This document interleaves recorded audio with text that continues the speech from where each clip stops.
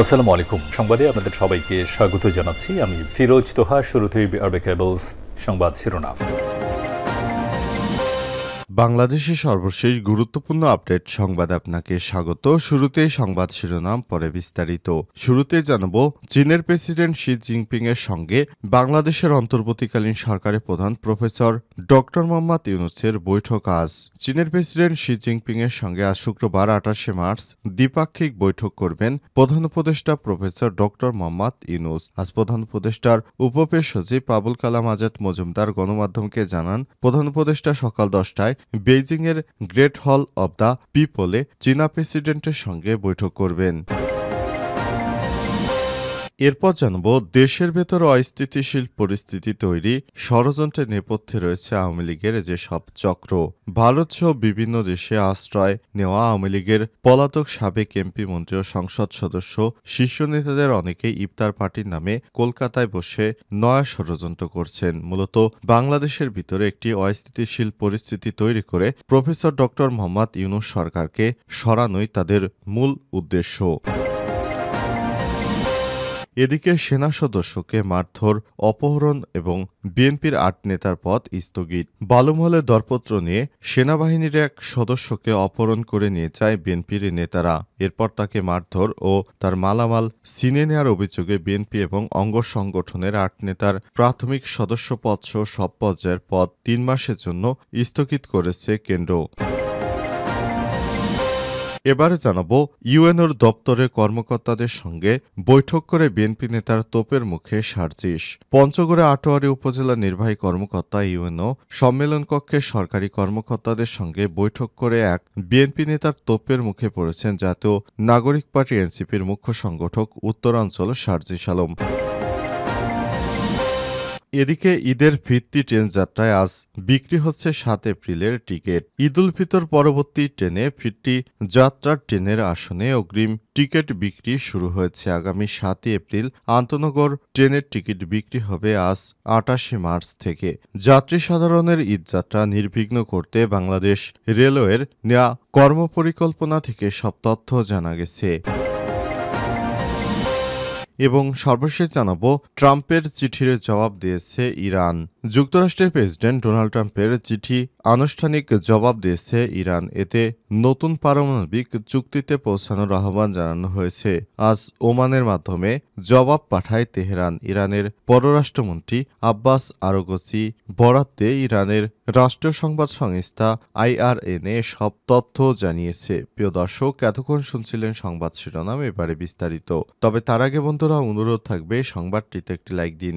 এই চ্যানেলে আপনি নতুন হয়ে থাকলে আমাদের সংবাদটি দেখতে দেখতে চ্যানেলটি সাবস্ক্রাইব করে রাখুন। কমেন্ট করে বন্ধুরা আপনার মূল্যবান মতামত জানিয়ে দিন আপনি বিশ্বের কোন দেশ থেকে বা বাংলাদেশের কোন স্থান থেকে আমাদের সংবাদটি দেখছেন এবং শুনছেন। এবারে বিস্তারিত।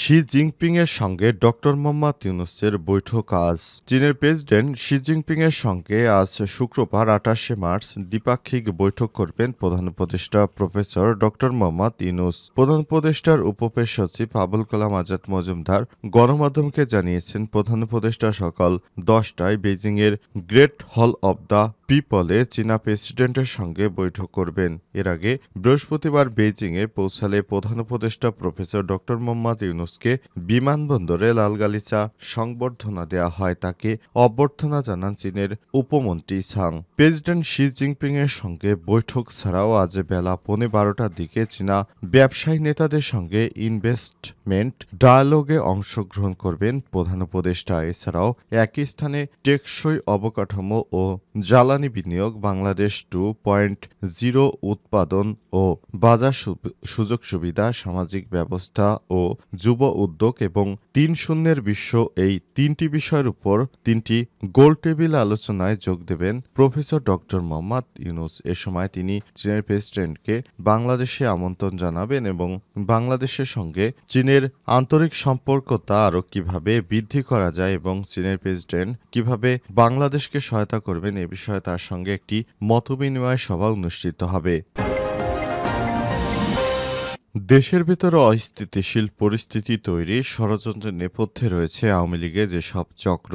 ভারতসহ বিভিন্ন দেশে আশ্রয় নেওয়া আওয়ামী লীগের পলাতক সাবেক মন্ত্রী, সংসদ সদস্য, শীর্ষ নেতারা অনেকেই ইফতার পার্টির নামে নয়া ষড়যন্ত্রে মেতে উঠছেন। মূলত বাংলাদেশের ভেতরে অস্থিতিশীল পরিস্থিতি তৈরি করে প্রফেসর ডক্টর মোহাম্মদ ইউনূসের সরকারকে উৎখাত করাই তাদের প্রধান লক্ষ্য।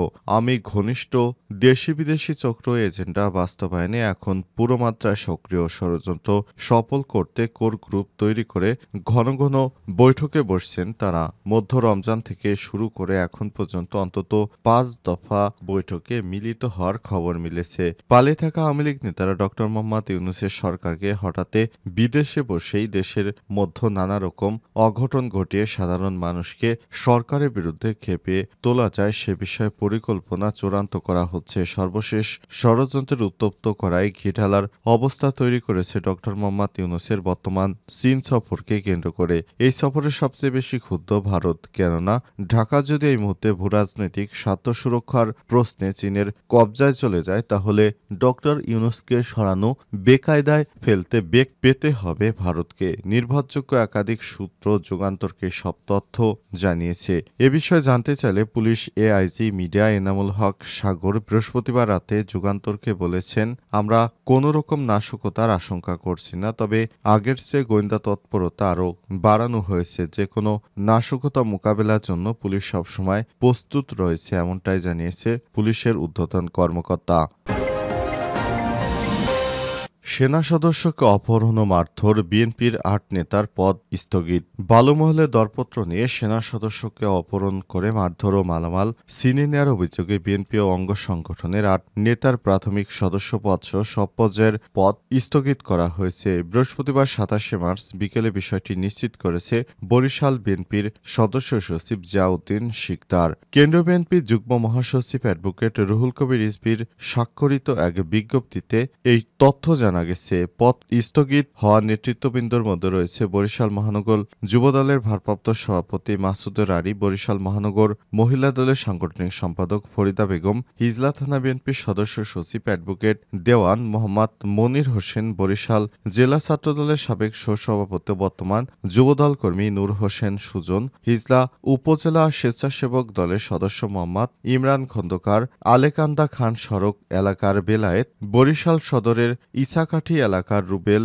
ও গণপাড়া এলাকার জাহিদ। এদিকে একই দিন জাতীয়তাবাদী স্বেচ্ছাসেবক দল বরিশাল মহানগরের আহ্বায়ক মশিউর রহমান মঞ্জু ও জাতীয়তাবাদী স্বেচ্ছাসেবক দল বরিশাল জেলা শাখার সদস্য সচিব মোহাম্মদ কামরুল হাসানের প্রাথমিক সদস্য পদ সহ দলীয় সব পদ স্থগিত করা হয়েছে। এছাড়াও দলীয় শৃঙ্খলা ভঙ্গের অপরাধে তাদের বিরুদ্ধে শাস্তিমূলক ব্যবস্থা গ্রহণ করা হবে, এমনটাই আভাস দিয়েছে বিএনপি। জানা গেছে বিএনপির নেতাকর্মীরা মাঝে মাঝে বিভিন্ন স্থানে চাঁদাবাজি সহ বালুমহল দখল সহ নানা অপরাধ পরিক্রমায় জড়িয়ে গেছে। এ পর্যন্ত 6 মাসে বিএনপির 1700 নেতাকর্মীকে রুহুল কবির রিজভীর স্বাক্ষরিত বিজ্ঞপ্তিতে প্রত্যাহার করা হয়েছে। এরপরও কোনোভাবেই থামছে না বিএনপির সন্ত্রাসী কর্মকাণ্ড। বিএনপির কেন্দ্র থেকে বিষয়টি নিয়ে হতাশ হয়েছে। শেষ পর্যন্ত সেনা সদস্যকে বালুমহলের বিষয় নিয়ে মারধরের ঘটনা একটি অন্যরকম নজির স্থাপন করল বিএনপির নেতারা। ইউএনওর দপ্তরে কর্মকর্তাদের সঙ্গে বৈঠক করে বিএনপি নেতা তোপের মুখে সার্জিস। পঞ্চগড় আটোয়ারী উপজেলা নির্বাহী কর্মকর্তা ইউনিয়ন সম্মেলন কক্ষে সরকারি কর্মকর্তাদের সঙ্গে বৈঠক করে এক বিএনপি নেতা তোপের মুখে পড়েছে জাতীয় নাগরিক পার্টি এনসিপির মুখ্য সংগঠক সার্জিস আলম। বৃহস্পতিবার 27 মার্চ দুপুরে অনুষ্ঠিত বৈঠকটি নিয়ে উপজেলা পরিষদ চত্বরে বাকবিতণ্ডায় জড়ান এই দুই নেতা। তাদের বাকবিতণ্ডার সময় উপজেলার বিভিন্ন সরকারি দপ্তরে কর্মকর্তাদের দাঁড়িয়ে থাকতে দেখা গেছে। সার্জিস আলম ও মতিউর রহমান নামের ওই বিএনপি নেতার বাকবিতণ্ডার একটি ভিডিও সামাজিক যোগাযোগ মাধ্যমে ছড়িয়ে পড়ে। মতিউর রহমান আটোয়ারী উপজেলা বিএনপির বর্তমান আহ্বায়ক কমিটির সদস্য ও সাবেক সাংগঠনিক সম্পাদক বলে জানা গেছে। খোঁজ নিয়ে জানা গেছে বৃহস্পতিবার দুপুরে সার্জিস আলমকে আটোয়ারী উপজেলা নির্বাহী কর্মকর্তার কার্যালয়ে গিয়ে উপজেলা অন্যান্য সরকারি দপ্তরের প্রধানদের ডাকেন। পরে তিনি ইউএনওর সম্মেলন কক্ষে তাদের নিয়ে একটি বৈঠক করেন, তবে সেখানে ইউএনও উপস্থিত ছিলেন না। বৈঠকটি শেষে বের হয়ে যাওয়ার পরে ওই বিএনপি নেতার সঙ্গে সার্জিস আলমের বাকবিতণ্ডার ঘটনা ঘটে। বাকবিতণ্ডার বিষয়ে আটোয়ারী উপজেলা বিএনপির আহ্বায়ক কমিটির সদস্য মতিউর রহমান বলেন, তিনি বিএনপি নেতা ব্যারিস্টার নওশাদ জমিরের ঈদ শুভেচ্ছা কার্ড দিতে উপজেলা পরিষদের কয়েকটি সরকারি দপ্তরে যান। এ সময় কাউকেই না পেয়ে জানতে পারেন তারা ইউএনও অফিসে সম্মেলন কক্ষে সার্জিস আলমের সঙ্গে মিটিং করছেন। পরে বিষয়টি তিনি আটোয়ারী উপজেলা দায়িত্বে থাকা উপজেলা নির্বাহী কর্মকর্তাকে ফোনে জানালে তিনি সেখানে উপস্থিত না থাকায় কোনো উত্তর দিতে পারেননি। পরে বিষয়টি পঞ্চগড়ের অতিরিক্ত জেলা প্রশাসক সার্বিক জানিয়ে উপজেলা নির্বাহী কর্মকর্তার কার্যালয়ের বাইরে অবস্থান করছিলেন।